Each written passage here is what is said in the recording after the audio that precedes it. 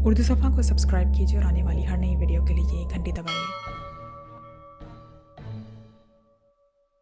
अगर तुम चाहती हो कि तुम्हारे जिस्म की हड्डियां तोड़ी जाएं, तुम्हारा ये खूबसूरत जिस्म दागदार कर दिया जाए, तुम्हारी इज्जत व असमत जिसका तुम मशरकी लोग बेहद ख्याल रखते हो पामाल कर दी जाए, तुम्हारे इस खूबसूरत चेहरे को इस कदर बदसूरत बना दिया जाए कि लोग तुम्हारी शक्ल पर थूकना भी पसंद ना करें, तो ठीक है, अब मैं मजबूरन ये सब काम कर गुजरूंगा।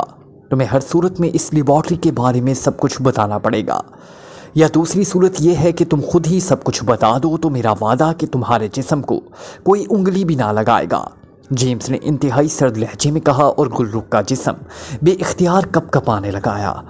ओह ओह खुदाया, मैं किस अज़ाब में फंस गई। यकीन करो, अगर मुझे मालूम होता तो मैं पहले रोज़ ही तुम्हें बता देती। मुझे कतई इस बारे में मालूम नहीं। गुलरुख ने इंतहाई बेबसी के आलम में कहा, सुनो, मैं अगर चाहूँ तो तुम्हें हेडक्वार्टर भिजवा कर वहाँ मौजूद इंतहाई जदीद तरीन मशीनों से तुम्हारे जहन में मौजूद तमाम मालूमात हासिल कर सकता हूँ, लेकिन इससे दो नुकसान होंगे। एक तो ये कि तुम हमेशा के लिए जहनी तौर पर पागल हो जाओगी और तुम्हें गोली मारनी पड़ जाएगी। दूसरा नुकसान ये होगा कि तुमसे मज़ीद कोई काम ना लिया जा सकेगा, वरना आखिरी चारा कार के तौर पर मुझे ये सब कुछ करना पड़ेगा। बहरहाल मैंने वो फार्मूला हासिल करना है और हर सूरत में करना है और फ़ौरन करना है। जेम्स का लहजा इस तरह ही सर था। मैंने तुम्हें बताया कि एहसन बेग से मेरी मुलाकात होटल के एक फंक्शन में हुई थी। वो इंतहाई ग्रेसफुल आदमी था, इसलिए मुझे वो दोस्ती के लिए पसंद आया। मैंने उसे दोस्त बना लिया, लेकिन ये दोस्ती सिर्फ एक हफ्ता कायम रही। एहसन बेग ने मुझे बताया था कि वो साइंसदान है और ग्रीनलैंड में किसी साइंस कॉन्फ्रेंस में शरीक करने आया है और फिर वो वापस चला गया। मैंने इससे इसका पता भी पूछा था, लेकिन वो टाल गया। बस उसके बाद मैंने उसे फिर कभी नहीं देखा। ये तस्वीरें भी इस दोस्त की ज़माने की हैं, गुलरुख ने जवाब देते हुए कहा। ये बातें तो तुम मुझे 10,000 बार बता चुकी हो, लेकिन मसला ये है कि इस एहसन बेग का हमारे पास तुम्हारे अलावा और कोई क्लू नहीं है। इस साइंस कॉन्फ्रेंस में इसने इस फार्मूले के बारे में इशारात बताए थे, और जब हमारी तंजीम को इस बारे में मालूम हुआ तो एहसन बेग गायब हो चुका था। इससे पहले वो एक यूनिवर्सिटी में कभी कभार पढ़ाता भी था, लेकिन साइंस कॉन्फ्रेंस में शिरकत के बाद उसने पढ़ाना ही छोड़ दिया था। अपना आबाई मकान और वो पहले ही फरोख्त कर चुका था। इसके माँ बाप, भाई और दूसरे किसी रिश्तेदार के बारे में हमें कोई मालूमात नहीं मिल सकी, इसलिए मजबूरन हमने तुम्हें ट्रेस किया और अगवा कर लाए। बहरहाल अगर ये फ़र्ज़ भी कर लिया जाए कि तुमने अब जो कुछ बताया है वो दुरुस्त है, तो फिर तुम इसकी तलाश में मेरी मदद करो। और सुनो, मेरा वादा है कि तुम्हारी मदद से एहसन बेग को हमने तलाश कर लिया तो तुम्हें खामोशी से वापस भेज दिया जाएगा और तुम अपने माँ बाप से जा मिलोगी। जेम्स ने इस बार नरम लहजे में कहा, मेरे माँ बाप तो शायद अब तक मेरे गायब हो जाने के गम में मर भी चुके होंगे, लेकिन इसके बावजूद तुम बताओ कि तुमने खुद मुझे बताया कि तुम्हारी तंजीम ब्लैक थंडर बैनुल अक़वामी तंजीम है और इंतहाई बावसाइल और मजबूत भी है। तुम्हारी तंजीम अगर उसे तलाश नहीं कर सकी तो मैं कैसे तलाश कर सकती हूँ? अगर इसके बावजूद तुम इसरार करो तो मुझे वो तरीका बताओ कि जिससे मैं उसे तलाश कर सकती हूँ, तो मैं इस आज़ाब से निकलने के लिए, उसे तलाश करने में तुम्हारी पूरी तरह मदद करने के लिए तैयार हूँ। गुलरुख ने जवाब देते हुए कहा, जिन दिनों तुम्हारी इससे दोस्ती रही थी उन दिनों कोई ख़ास आदमी जो इनसे मिलता रहता हो? जेम्स ने कहा, सिवाय मेरे बकौल इसके ग्रीनलैंड में इसका कोई वाकुफ़ ही ना था। वो सिवाय रात के जब वो अपने कमरे में सोने चला जाता था मुस्तकिल मेरे साथ रहता था, और इस दौरान कभी किसी ने उसे आशनाई का इजहार तो एक तरफ बात भी ना की थी। अरे हाँ, एक मिनट, वो मुझे याद आ रहा है, एक बार मैं और वो दोनों शॉपिंग करने पल शॉपिंग मार्केट गए थे, तो वहाँ एक सेल्समैन उसे खुद आकर मिला था। इस सेल्समैन से मिलकर एहसन बेग भी बेहद खुश हुआ था और एहसन बेग ने मुझे बताया था कि वो इसका रिश्तेदार है। इसका नाम सलीम रसा था। फिर इस शॉपिंग मार्केट के एक रेस्टोरेंट में वो काफ़ी देर तक बैठे बातें करते रहे। फिर हम वापस आ गए। पहले मेरे जहन में वाकई ही ये बात ना आई थी, अब तुम्हारे कहने पर अचानक ये बात मेरे जहन में आई है। और गुलरुख ने कहा, ठीक है, तुम आराम करो, मैं इस सलीम रज़ा को चेक करवाता हूँ। जेम्स ने कहा और उठकर तेज़ तेज़ कदम उठाता हुआ दरवाजे से बाहर निकल गया और गुलरुख ने भी इख्तियार एक तवील सांस लिया। या अल्लाह, तुम रहीम और करीम हो, मुझे इस आज़ाब से निकालने की कोई सूरत पैदा कर। गुलरुख ने इंतहाई खुशू व गज़ू से दुआ मांगनी शुरू कर दी। پھر وہ دیر تک دعائیں مانگتی رہی۔ آخرکار اٹھ کر وہ ایک طرف پڑے بستر کی طرف بڑھ گئی، کیونکہ اسے معلوم تھا کہ نہ صرف دروازہ باہر سے بند کر دیا جاتا ہے بلکہ دروازے کے باہر 2 مسلح آدمی 24 گھنٹے پہرا بھی دیتے رہتے ہیں، اس لیے سوائے لیٹنے اور سونے کے وہ اور کچھ بھی نہ کر سکتی تھی۔ اس لڑکی گلرخ کو آخرکار کیوں اغوا کیا ہوگا؟ بلیک زیرو نے سامنے بیٹھے ہوئے عمران سے مخاطب ہو کر کہا۔ یہی بات سمجھ میں آ جاتی تو بات آگے نہ بڑھ جاتی۔ شاہپور جا کر میں نے اور جولیا نے واقعی اس اغوا کے بارے میں بے پناہ محنت کی، لیکن کوئی معمولی سا سراغ بھی نہیں مل سکا۔ عمران نے الجھے ہوئے لہجے میں کہا۔ بلیک تھنڈر جیسی تنظیم اسے اغوا کرنے کے بعد وہاں شاہپور میں تو بیٹھی نہیں رہا ہوگی، ہو سکتا ہے وہ اسے غیر ملک لے گئے ہوں، بلیک زیرو نے کہا۔ ایئرپورٹ کا پورا ریکارڈ چیک کر لیا ہے میں نے، وہاں سے بھی کوئی کلو نہیں ملا، سارے ہوٹلز بھی چھان مارے ہیں، پراپرٹی ڈیلرز کے ذریعے ایسی تمام کوٹھیوں کے بارے میں بھی معلومات حاصل کر لی ہیں جہاں غیر ملکی رہتے ہیں، انہیں بھی چیک کر لیا گیا ہے، کہیں بھی گلرخ کا پتہ نہیں چل سکا، عمران نے جواب دیا اور بلیک زیرو نے اسبات میں سر ہلا دیا۔ پھر اب کیا پلاننگ کی ہے آپ نے؟ بلیک زیرو نے ہونٹ کاٹتے ہوئے کہا۔ اسے تلاش تو بہرحال کرنا ہے، اس کے لیے اس میں بلیک تھنڈر تنظیم ملوث ہے، اور بلیک تھنڈر جیسی تنظیم کسی چھوٹے موٹے کام میں ہاتھ نہیں ڈالتی، یقیناً کوئی بڑا مشن ہوگا، اور ظاہر ہے یہ مشن پاک ایشیا کے خلاف ہی ہوگا، عمران نے جواب دیا۔ اور پھر اس سے پہلے کہ مزید کوئی بات ہوتی، ٹرانسمیٹر کی مخصوص آواز سنائی دی اور عمران چونک پڑا۔ ٹائیگر کی کال ہے، ہو سکتا ہے اس نے کوئی کلو ڈھونڈ نکالا ہو، وہ ان معاملات میں خاصا تیز ہے، عمران نے کہا، اور ہاتھ بڑھا کر اس نے ٹرانسمیٹر آن کر دیا۔ اپنی مخصوص فریکوینسی اس نے پہلے ہی اس پر ایڈجسٹ کر رکھی تھی۔ Hello hello tiger calling over, button on ہوتے ہی ٹائیگر کی آواز سنائی دی۔ Imran attending you over, Imran نے سنجیدہ لہجے میں کہا۔ باس میں نے گلرخ کا ایک مبہم سا کلو تلاش کر لیا ہے، دوسری طرف سے کہا گیا، اور عمران چونک پڑا۔ تفصیل بتاؤ، تمہید مت باندھا کرو، اوور، عمران نے کرخت لہجے میں کہا۔ یس باس، گلرخ کے حلیے کی ایک لڑکی ایک کار میں بیٹھے دیکھا گیا ہے، اس کے ساتھ 2 غیر ملکی تھے، کار یہاں کی ایک ورکشاپ میں مرمت کے لیے آئی تھی، ورکشاپ کے فورمین نے بتایا کہ لڑکی نیم بے ہوشی کی حالت میں تھی، اور غیر ملکی نے اسے بتایا کہ اس پر ایسے دورے پڑتے رہتے ہیں، اسے ہسپتال لے جا رہے تھے کہ کار میں اچانک خرابی پیدا ہو گئی، انہیں اس ورکشاپ میں آنا پڑا، بہرحال فورمین کے مطابق خرابی ٹیکنیکل سی تھی جو زیادہ سے زیادہ 10 منٹ میں ٹھیک ہو گئی، وہ لوگ کار لے کر واپس چلے گئے، میں نے کار کے بارے میں اسے تفصیلات حاصل کی اور مزید تحقیقات کی تو پتہ چلا یہ کار ایک مقامی کمپنی سے ہائر کی گئی تھی، ضمانت کے طور پر نقد رقم دی گئی تھی، پھر 2 روز بعد کار واپس کر دی گئی اور رقم واپس لے لی گئی، کار لینے والے کا جو پتہ درج تھا وہ فرضی ثابت ہوا، اوور، ٹائیگر نے جواب دیتے ہوئے کہا۔ ان غیر ملکیوں کے حلیے معلوم کیے تم نے؟ اوور، عمران نے پوچھا۔ یس سر، لیکن فورمین نے اپنے پیشے کے لحاظ سے کار کا تو بھرپور انداز میں جائزہ لیا تھا، لیکن ان غیر ملکیوں کے حلیے وہ تفصیل سے نہیں بتا سکا، جو کچھ اس نے بتایا ہے اس کے مطابق تو ہر غیر ملکی کا حلیہ ایسا ہی ہوتا ہے، البتہ اس نے فوٹو کو دیکھ کر پہچان لیا کہ اس نے اس لڑکی کو کار میں دیکھا تھا، اوور، ٹائیگر نے جواب دیتے ہوئے کہا۔ کس ورکشاپ کو چیک کیا ہے تم نے؟ اوور، عمران نے پوچھا۔ National auto workshop Indus road پر ہے، بہت بڑی آٹو ورکشاپ ہے، مجھے اچانک خیال آ گیا تھا، اس لیے میں نے چیکنگ کی سوچی، اور پھر پہلی ہی ورکشاپ میں اس بات کا علم ہو گیا، اوور، دوسری طرف سے کہا گیا۔ تو اس وقت کہاں سے بول رہے ہو تم؟ عمران نے پوچھا۔ اس ورکشاپ کے قریب ایک ریسٹورانٹ کے باتھ روم سے آپ کو کال کر رہا ہوں، میں نے سوچا کہ ہو سکتا ہے آپ خود اس فورمین سے بات کریں تو میں یہیں رہوں، اوور، ٹائیگر نے کہا۔ ٹھیک ہے، میں وہیں پہنچ رہا ہوں، اوور اینڈ آل، عمران نے کہا اور ٹرانسمیٹر آف کر کے وہ اٹھ کھڑا ہوا۔ گپ اندھیرے میں روشنی کی کوئی کرن تو نمودار ہوئی، عمران نے مسکراتے ہوئے کہا، اور پھر مڑ کر وہ تیزی سے بیرونی دروازے کی طرف بڑھ گیا۔ تھوڑی دیر بعد اس کی کار نیشنل آٹو ورکشاپ کے بڑے سے گیٹ کے سامنے پہنچ چکی تھی، اس نے کار ایک طرف روکی، اور پھر جیسے ہی وہ نیچے اترا ایک طرف سے ٹائیگر تیز تیز قدم اٹھاتا اس کی طرف بڑھایا۔ فورمین کی ڈیوٹی ختم ہو گئی ہے، وہ اپنے گھر جا چکا ہے، میں نے اس گھر کا پتہ معلوم کر لیا ہے، کھجور محلے میں وہ رہتا ہے، میں آپ کا انتظار کر رہا تھا، ٹائیگر نے قریب آ کر کہا۔ تمہارے پاس رسی ہے؟ عمران نے پوچھا۔ رسی؟ نہیں۔ رسی کا کیوں پوچھ رہے ہیں آپ؟ ٹائیگر نے چونک کر انتہائی حیرت بھرے لہجے میں کہا۔ تو پھر کھجور پر کیسے چڑھو گے؟ عمران نے مسکراتے ہوئے کہا۔ اس کے ساتھ ہی وہ دوبارہ کار میں بیٹھ گیا اور ٹائیگر بھی ہنستا ہوا کار کا دروازہ کھول کر سائیڈ سیٹ پر بیٹھ گیا اور عمران نے کار ایک جھٹکے سے آگے بڑھا دی۔ تمہاری کار کہاں ہے؟ इमरान ने पूछा। वो इस रेस्टोरेंट के सामने खड़ी है जहां से मैंने आपको कॉल की थी, मैं बाद में वहां से ले लूँगा, टाइगर ने कहा और इमरान ने इस्बात में सर हिला दिया। फिर तकरीबन आधे घंटे की मुसलसल ड्राइविंग के बाद वो एक मुतवस्त तबके की पुरानी आबादी में पहुंच गए जो खजूर मोहल्ले नाम से मशहूर थी। क्या पता है इसका? इमरान ने कार को एक खुली जगह की तरफ मोड़ते हुए कहा। सुनहरी मस्जिद है इस मोहल्ले में, उसके साथ ही मकान है, फोरमैन का नाम मोहम्मद बशीर है, टाइगर ने जवाब दिया और इमरान ने सर हिलाते हुए कार रोकी और फिर दरवाज़ा खोलकर नीचे उतर आया। दूसरी तरफ से टाइगर भी नीचे उतरा तो इमरान ने कार लॉक की और फिर वो दोनों कुछ दूर मौजूद एक दुकान की तरफ बढ़ गए ताकि वहाँ से सुनहरी मस्जिद का महल्ले वकू मालूम कर सकें। फिर थोड़ी सी तगोदो के बाद वो फोरमैन मोहम्मद बशीर का घर तलाश करने में कामयाब हो गए।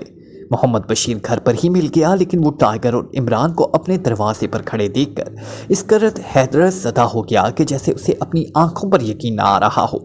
आप और यहाँ आपने मेरा घर कैसे तलाश कर लिया? मोहम्मद बशीर ने इंतहाई हैरत भरे लहजे में कहा। नीयत नेक हो तो अल्लाह ताला भी मदद करता है, इमरान ने मुस्कुराते हुए कहा। मैं बैठक का दरवाज़ा खोलता हूँ, लेकिन आपको चंद मिनट इंतज़ार करना होगा। क्योंकि मोहम्मद बशीर ने कदरे हिचकिचाते हुए अंदाज में कहा। इस तकलीफ़ की ज़रूरत नहीं, हम किसी होटल में बैठ सकते हैं, हमने तुमसे सिर्फ चंद मालूमात हासिल करनी है और तुम्हें माकूल मुआवजा भी दिया जाएगा, इमरान ने मुस्कुराते हुए कहा। साथ ही उसने एक बड़ा सा नोट निकाला और खामोशी से मोहम्मद बशीर के हाथ में दे दिया। ओ नहीं जनाब, आप मेरे घर आएँ, मेरे मेहमान हैं, मैं ये रकम आपसे नहीं ले सकता, बल्कि आपकी मेहमान नवाजी मेरा फ़र्ज़ है, मोहम्मद बशीर ने जल्दी से नोट वापस करते हुए कहा और फिर तेज़ी से घर के अंदर चला गया। फिर थोड़ी देर बाद उसने बैठक का दरवाज़ा खोला और उन्हें अंदर आने के लिए कहा। मेरी बीवी बीमार है और आराम के लिए इसी कमरे में लेटती है, इसलिए आपको चंद मिनट इंतज़ार करना पड़ा, मैं शर्मिंदा हूँ, आप बैठें, मोहम्मद बशीर ने माजरत भरे लहजे में कहा और इमरान ने सर हिला दिया।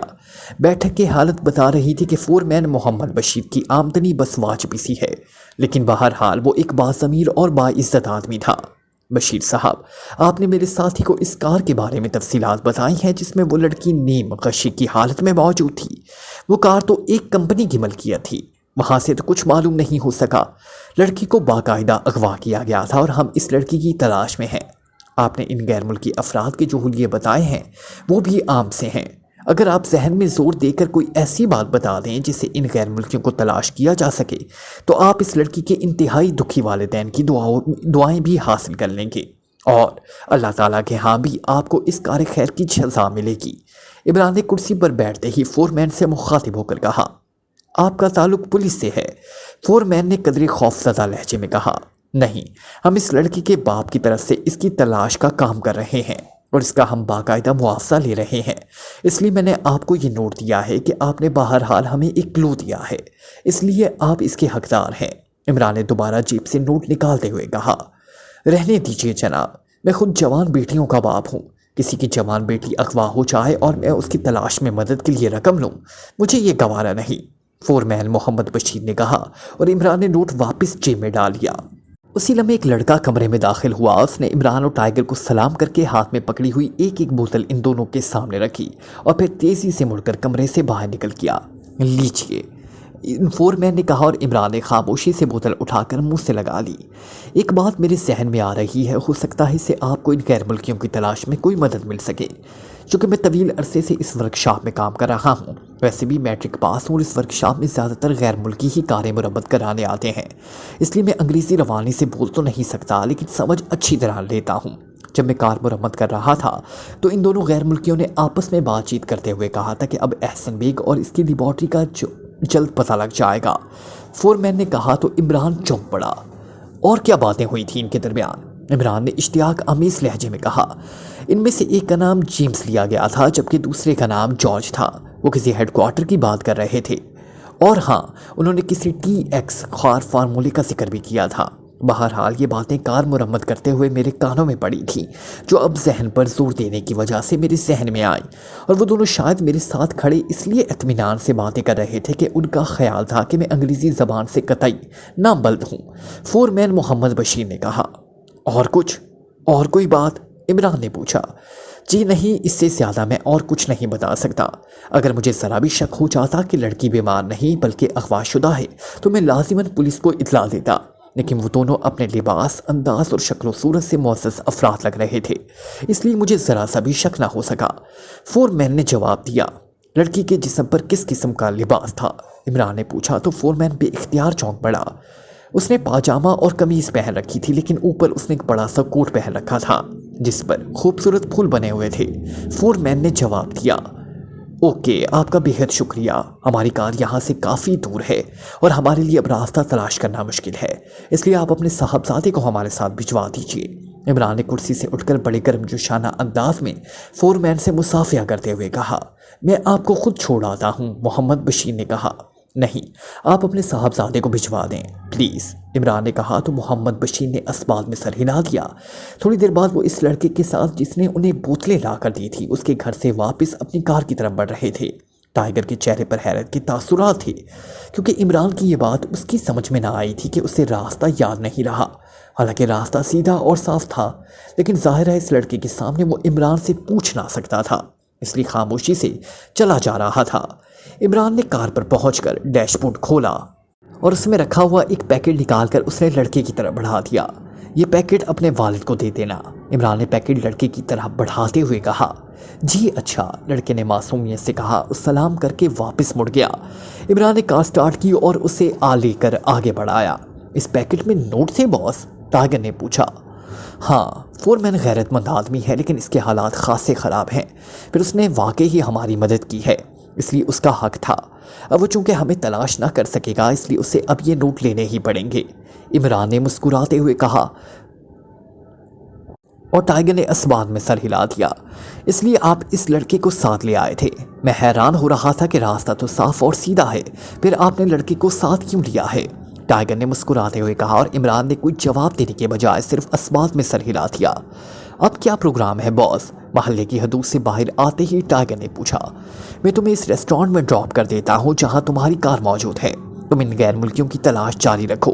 یہ ورکشاپ والا آئیڈیا بھی تم نے خوب سوچا تھا، اس طرح شاید کوئی اور آئیڈیا تمہارے ذہن میں آ جائے، عمران نے کہا۔ او تو پھر آپ مجھے چوک پر ڈراپ کر دیں، میں ٹیکسی میں چلا جاؤں گا، ٹائیگر نے کہا اور عمران نے سر ہلاتے ہوئے اگلے چوک پر اسے اتار دیا، پھر کار آگے بڑھا دی۔ تھوڑی دیر بعد وہ ایک بار پھر دانش منزل پہنچ چکا تھا۔ کچھ پتہ چلا عمران صاحب؟ بلیک زیرو نے عمران کے آپریشن روم میں داخل ہوتے پوچھا۔ ہاں، بات کچھ آگے بڑھی ہے، کسی ٹی ایکس فارمولے اور کسی احسن بیگ اور لیبارٹری کی بات سامنے آئی، عمران نے کرسی پر بیٹھتے ہوئے کہا۔ T X formula? یہ کون سا فارمولا ہے؟ بلیک زیرو نے حیرت بھرے لہجے میں کہا۔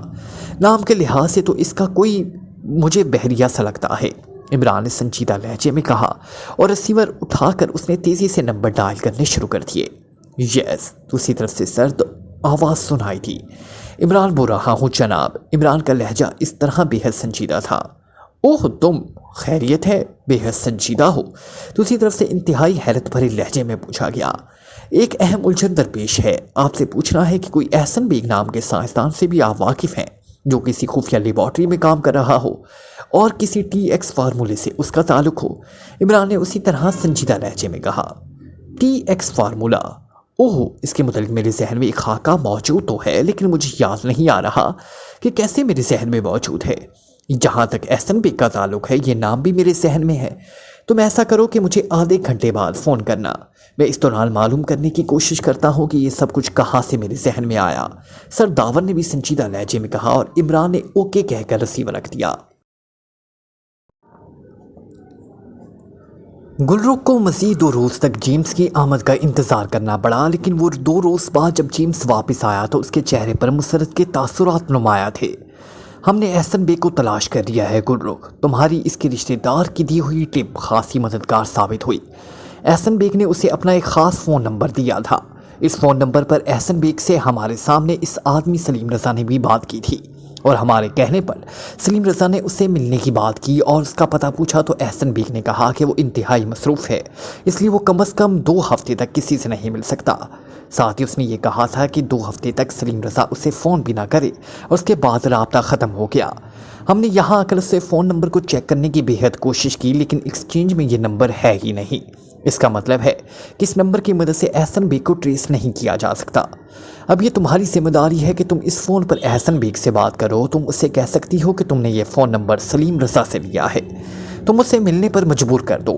हम तुम्हारी इससे मुलाकात का बंदोबस्त कराएंगे और फिर जैसे ही ये मुलाकात होगी तुम्हें फौरी तौर पर ये तुम्हारे वालिदैन के पास भिजवा दिया जाएगा।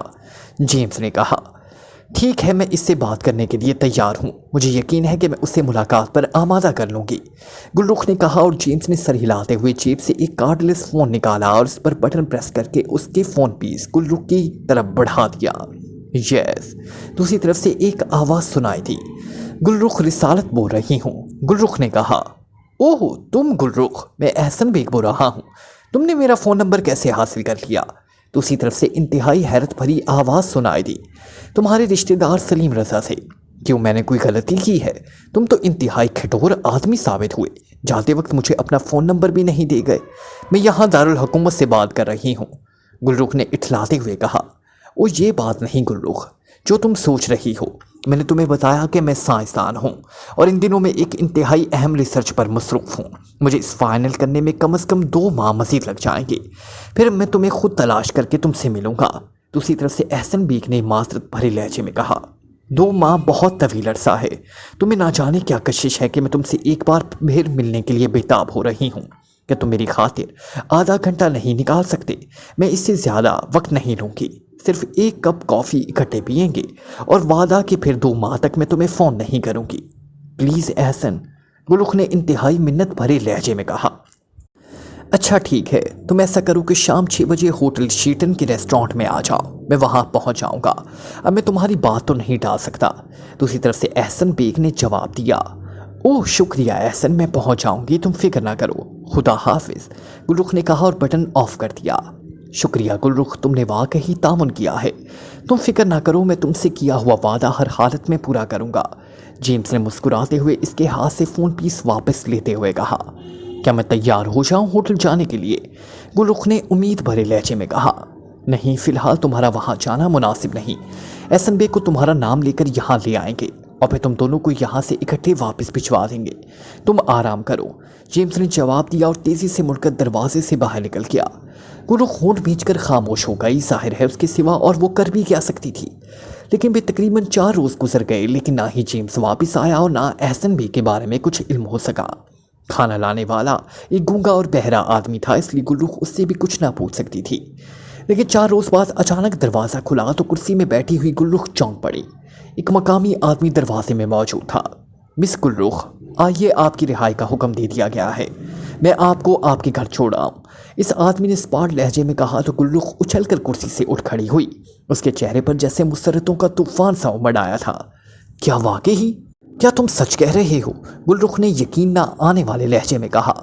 मैं दुरुस्त कह रहा हूँ, बॉस ने आपकी रिहाई का हुक्म दिया है, आइए देर ना कीजिए, इस आदमी ने कहा और गुलरुख बड़ी तेज़ी से दरवाजे की तरफ बढ़ गई। ये लीजिए, ये स्याह नकाब चेहरे पर चढ़ा लीजिए, ये बॉस का हुक्म है ताकि आप किसी को हमारे अड्डे के बारे में मालूमात ना दे सकें, इस आदमी ने कहा और एक नकाब जेब से निकालकर उसने गुलरुख की तरफ बढ़ा दिया। गुलरुख ने जल्दी से नकाब चेहरे पर चढ़ाया तो अब उसकी आंखों के सामने मुकम्मल अंधेरा था। इस आदमी ने उसका बाजू पकड़ा और उसे कई राहदारियों में घुमाने और कई बार सीढ़ियाँ चढ़ाने और उतारने के बाद एक कार में पहुंचा दिया गया। कार रवाना हो गई। कार तकरीबन 1 घंटे तक मुसलसल सफ़र करती रही और फिर अचानक रुक गई। अब नकाब उतार दीजिए, इस आदमी की आवाज़ सुनाई दी और गुलरुख ने जो कार की उकबी सीट में बैठी थी जल्दी से नकाब उतार दिया। कार से उतर जाइए और सुनिए, बॉस ने कहा कि आपकी ज़िंदगी अब आपके हाथों में है। अगर आपने ज़ुबान खोली तो फिर आपकी ज़िंदगी का चिराग एक लम्हे में बुझा दिया जाएगा। हमारा आदमी हर वक्त आपके इर्द गिर्द साए की तरह रहेंगे। इस आदमी ने जो कार की ड्राइविंग सीट पर बैठा हुआ था इंतहाई सख्त लहजे में गुलरुख से मुखातिब होकर कहा, ठीक है, मैं किसी को कुछ ना बताऊंगी, अपने बॉस को मेरी तरफ से शुक्रिया अदा कर देना। गुलरुख ने जल्दी से कहकर दरवाज़ा खोलकर नीचे उतर आई और कार एक झटके से आगे बढ़ी। फिर देखते ही देखते उसकी उकबी सुर्ख बत्तियाँ एक मोड़ काट कर उसकी नज़रों से ओझल हो गई। रात का वक्त था और जहाँ गुलरुख थी वहाँ हर तरफ गुप अंधेरा था। उसे यूँ महसूस हो रहा था जैसे वो अंधेरे के वसी समंदर में अकेली खड़ी हो।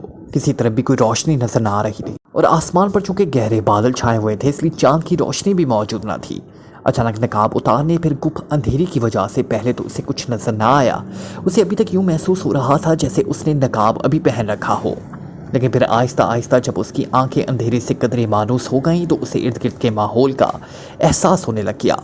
उसने देखा कि वो एक दरमियानी अंदाज की सड़क पर खड़ी है और इस सड़क के दोनों तरफ खेतों का तवील सिलसिला फैला हुआ है, लेकिन हर तरफ खामोशी छाई हुई थी चूंकि कार की उकमी रोशनियां कुछ दूर जाकर उसे मुड़ती हुई नजर आई थी।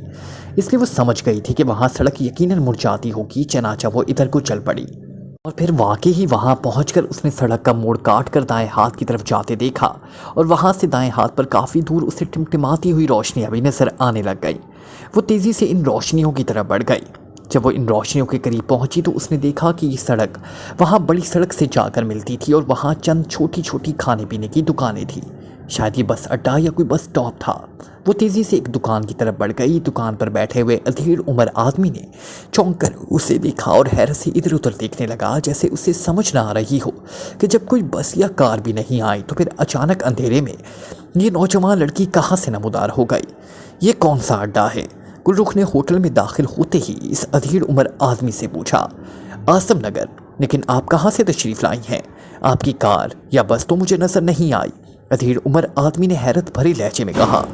मेरी कार यहाँ से काफ़ी दूर ख़राब हो गई है और मुझे पैदल चलकर यहाँ आना पड़ा। मुझे दारुल हुकूमत जाना है, क्या कोई बस या कोई और सवारी मिल सकेगी? गुलरुख ने एक कुर्सी पर बैठते हुए कहा। 1 घंटे बाद बस आएगी दारुल हुकूमत जाने वाली। वो सुबह आपको दारुल हुकूमत पहुँचा देगी। आमतौर पर तो इस बस में सीट खाली नहीं होती, लेकिन मैं ड्राइवर को कहकर आपको मुनासिब सीट दिलवा दूँगा। आप तशरीफ़ रखें। खाना या चाय अगर आप पसंद करें तो मैं आपको दे दूँ। अधेड़ उमर ने हमदर्दाना लहजे में कहा। नहीं, मेरे पास इत्फाक से कोई पैसा नहीं, मैं अपना पर्स घर में भूल आई थी।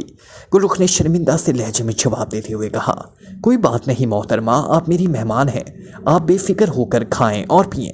मेरी बेटी भी आप जितनी है, इसलिए आप भी मेरी बेटी हैं। मैं किराया भी ड्राइवर को दे दूँगा, आप फिक्र ना करें। अधेड़ उमर ने इंतहाई पुरखुलूस लहजे में जवाब दिया तो गुलरुख के चेहरे पर इंतहाई तशुक्राना जज्बात उभर आए। इसने इस अधेड़ उमर का दुकानदार को तहे दिल से शुक्रिया अदा किया और फिर सिर्फ चाय पीने पर ही इसरार किया। वैसे वो दिल ही दिल में सोच रही थी कि मशरिक के लोग किस कदर हमदर्द, मुखलिस और पाकीज़ा ज़हन के होते हैं। अगर वो इन हालात से मगरबी मुल्क में 2-4 होती तो उसके गिर्द सिवाय भूखे बेड़िए नुमा इंसान के एक हजूम के और कुछ ना होता। Like, comment, share, press the bell icon.